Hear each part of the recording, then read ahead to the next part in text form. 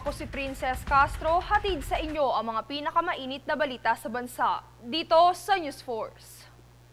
Sa ulo ng mga balita, DOH pinabulaanan ang umano'y lockdown dahil sa dumaraming kaso ng Mpox. Odd-even scheme, kanselado.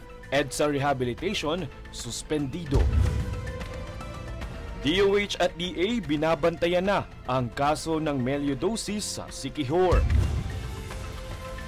DBM nakipag-ugnayan sa DND upang ipatupad ang AFP Modernization Program. FBI kasalukuyan ang iniimbestigahan ang umano'y terorismong motibo sa isang pag-atake sa Colorado Rally. At Alex Ayala, nagtapos na ang French Open. Patas at pantay na balita, komprehensibong ulat para sa pulso ng masa. Ito ang News Force. Abiso sa mga motorista, suspendido na po ni Pangulong Ferdinand Marcos Jr. ang nakatakdang rehabilitasyon sa kahabaan ng EDSA kung saan kasabay nito ay kinansilara rin ng MMDA ang nakatakdang dry run ng odd-even scheme sa June 16. Tunghayan ng aking ulat. Formal na ang inanunsyo ng Metropolitan Manila Development Authority o MMDA nitong linggo na pansamantalang ikakansela ang dry run ng pagpapatupad ng odd-even scheme para sa mga motorista sa kahabaan ng EDSA. Ito ay kasunod ng direktiba ni Pangulong Ferdinand Marcos Jr. na itigil muna ang nakatakdang EDSA Rebuild Project. Ayon sa Pangulo, ito ay upang magkaroon ng mas maraming oras ang pamahalaan na makahanap ng mas magandang paraan sa pagsasagawa ng proyekto ng hindi nakokompromiso ang pag-commute ng publiko. Sa panig naman ni MMDA Chairman Attorney Romando Don Artes, ang pagsususpinde sa odd-even scheme ay isang pagkakataon upang muli nilang mapag-aralang mabuti ang plano kung paano nila ito epektibong maipatutupad at maibsan ang inaasahang matinding trapiko sa nakatakdang 2 taong rehabilitasyon.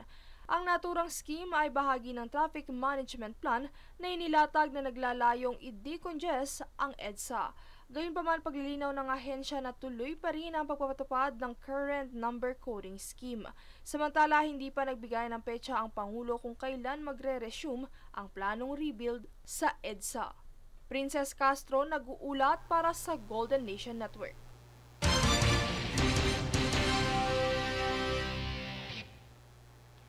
Samantala, pinabulaanan ng Department of Health o DOH ang kumakalat na online na nagsasabing magkakaroon ng lockdown dahil sa dumaraming kaso ng monkeypox o Mpox sa bansa.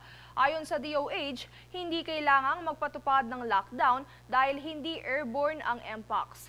Dagdag pa nila, mild na Mpox Clade 2 variant ang naitatala sa bansa at hindi ang nakamamatay na Clade 1b variant. Inabisuhan naman ang publiko na sumunod lamang sa health advisories ng official account ng DOH.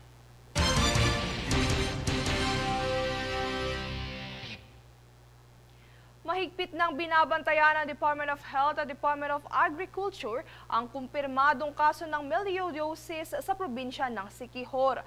Ang melioidosis ay bihira ngunit seryosong impeksyon na sanhi ng Burkholderia pseudomallei na nakukuha sa kontaminadong lupa o tubig na nagdudulot ng panganib sa kalusugan. Nagtalaga na ng surveillance team ang Bureau of Animal Industry at DA Regional Field Office of the Negros Island Region sa mga apektadong komunidad upang makontrol ang pagkalat ng sakit sa mga hayop at paligid.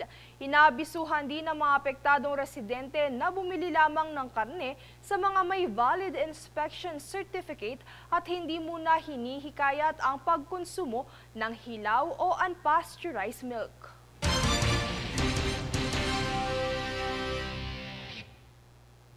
Nagkaroon na umano ng pagtatalo sa pagitan ng opisyal ng Defense Department, AFP at ilang mga Chinese journalist. Ito umano ay dahil sa pagbabaliktad ng naturang mga journalist sa totoong istorya na kaugnay sa issue sa West Philippine Sea.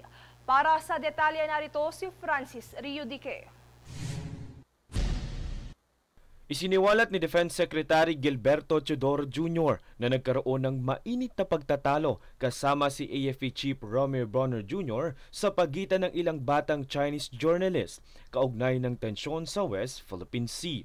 Ayon kay Teodoro, ilang mga Chinese journalist ang lumapit sa kanila nitong May 30, ngunit may kailangan pa silang lakad kaya hindi na sila nakapagbigay ng oras para sumagot sa kanila. Dahil umano dito ay inakusahan ng isang article sa isang pahayagan sa China na umiiwas umano ang Pilipinas sa usaping West Philippine Sea. Kaya naman sa isang video kasabay ng Asia's Premier Defense Summit noong May 31, pinalagan nila ang umano'y pambabaliktad ng naturang Chinese journalist. Paggigiit ni Bronner, lumabag sa protocol ang mga journalist at kumuha lamang ng piling mga kuha na ginamit sa kanilang artikulo. Mariing iginiit ni Teodoro na ang Pilipinas ay may karapatang ipagtanggol ang soberanya nito at hindi dapat magpaapekto sa propaganda ng China.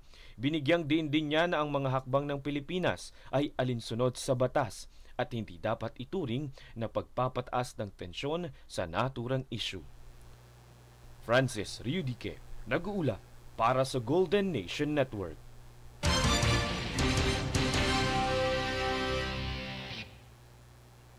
Muling magsasagawa ng sesyon ng House of Representatives sa ilalim ng pamuno ni Speaker Ferdinand Martin Romualdez ngayong araw matapos ang midterm election break.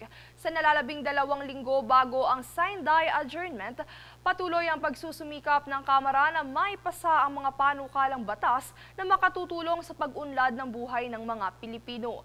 Naaprubahan na ng Kamara ang 27 sa 28 LEDAC priority measures at 61 sa 64 na panukalang batas sa ilalim ng LEDAC Common Legislative Agenda.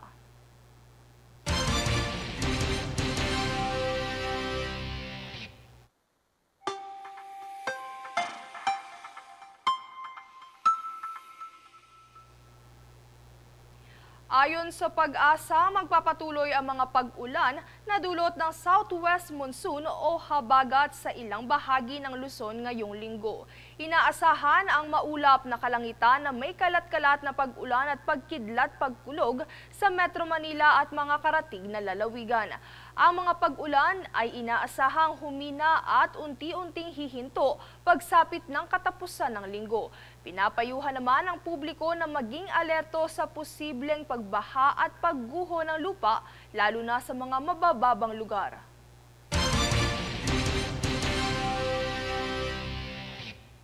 Susunod sa News Force. Ilang PDL sa CIW na pagtapos ng Bucor sa Senior High School sa Lasal.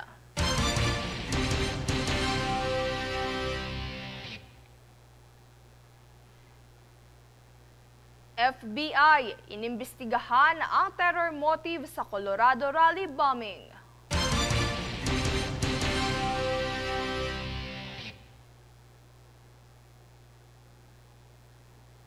DBM, nakipag-ugnayan sa DND upang ipatupad ang AFP Modernization Program.